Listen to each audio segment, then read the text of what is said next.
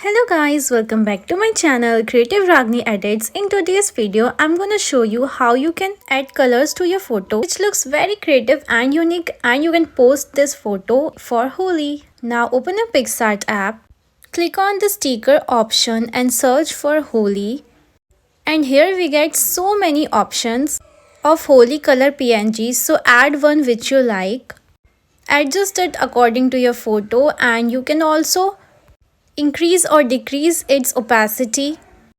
Now repeat the same process, add as many PNGs of the Holi colors you want, and आपको अपनी photo के चारों ही तरफ सारे कलर्स अच्छे से एडजस्ट कर देने हैं। एंड जहाँ पे लाइंस दिख रही है वहाँ पे आपको इसे इरेज के ऑप्शन से एडजस्ट करके इरेज कर लेना है।